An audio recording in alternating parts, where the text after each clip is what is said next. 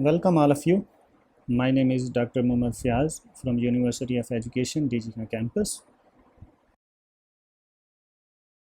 Today we will discuss about pest monitoring and sampling methods in IPM program. Pest monitoring and sampling are the steps towards a successful IPM programs, which include correct identification, monitoring, economic threshold, and choice of optimum pest control option. The first element, correct identification. We have briefly discussed the insects, their identification and classification in insect orders. It is preliminary and most important element in implementation of IPM program. If we are identified the insect and the placed all our efforts to implement the control programs, definitely in the end we will get nothing. So identification and correct identification is the key point in a successful IPM program.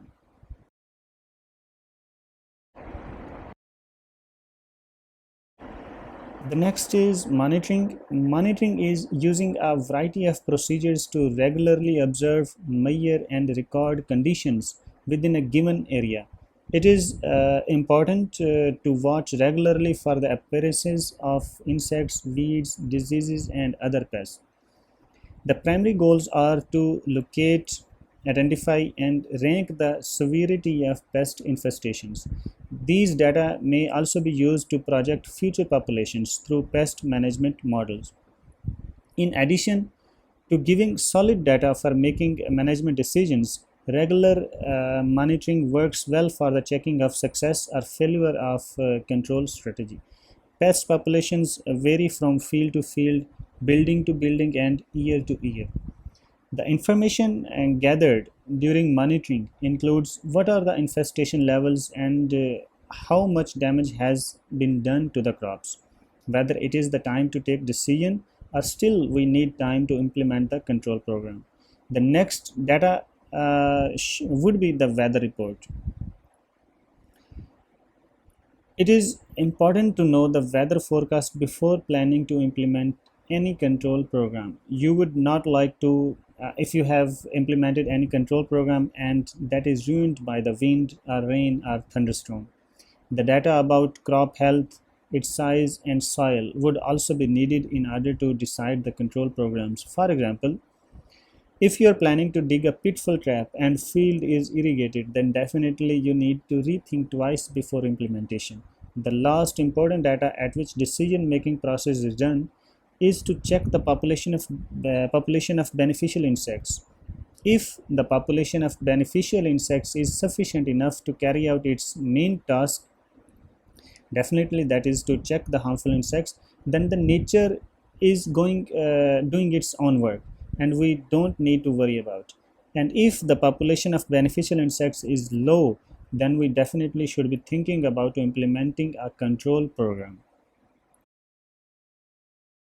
In entomology, monitoring is also called scouting, and if it's about pest, then it would be called pest scouting. So a pest scouting could be regular visits to a crop field to make visual observations within the farm, which we include the growth and development, plant health, any happenings outside the expected, and estimated the pest levels.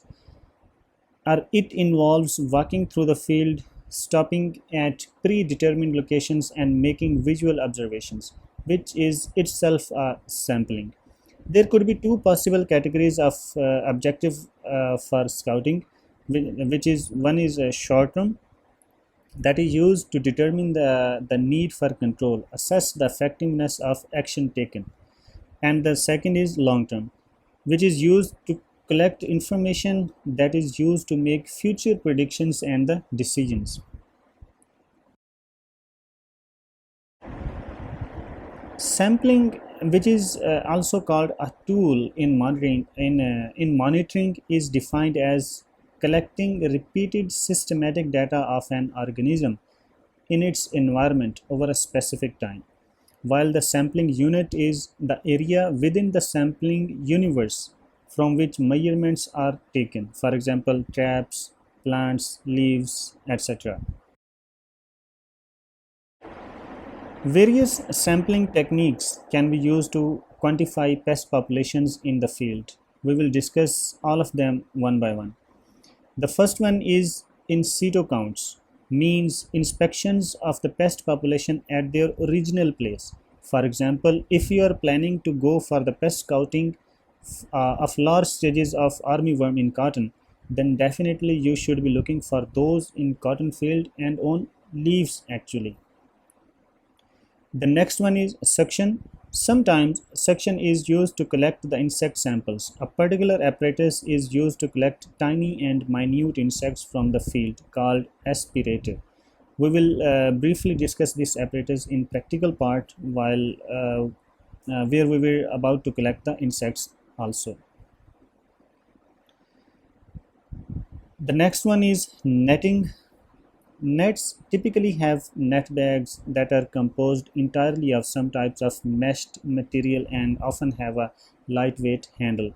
They are most useful for catching select insects that may be flying through the air or perched on something such as dragonflies, butterflies, bees, or wasps. Aerial nets with larger hoops are better for collecting large and fast moving insects such as dragonflies and butterflies, while those with small hoops are better for bees, flies, wasps, and other smaller insects. In the tropics, very long handed nets are used to collect butterflies that are found high in trees. The next one is trapping. We have briefly covered this topic in our previous lectures, if you remember, where we discussed light traps, sticky traps, bait traps, pitfall traps, and pheromone traps. All or these can also be used to monitor or sample the desired data. The last one is visual observation. In the field, map out problematic areas and propose to take samples from those positions, but scouting only in the problem area may give the wrong impression or infestation level as well. Look at the field and move in the certain pattern to represent the whole form and stop in the locations for visual observation. If the field is long and narrow, then zigzag pattern is preferred, and if the field is square or rectangular, then we can also use M shape, W shape, or U shape samplings.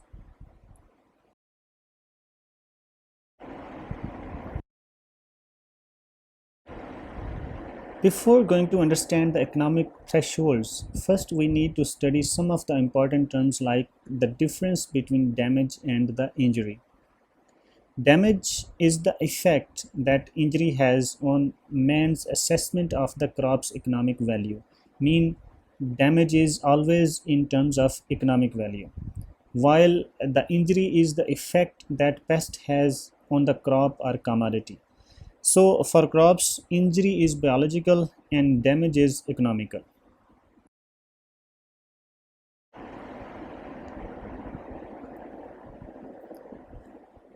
Now we will study about economic injury level and economic threshold levels.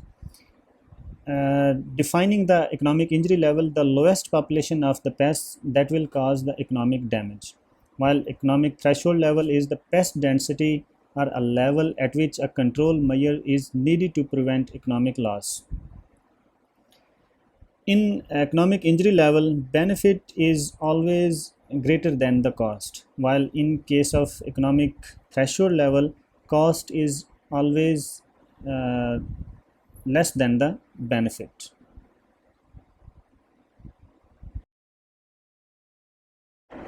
Here we will take an graphical explanation of economic threshold levels and economic injury levels.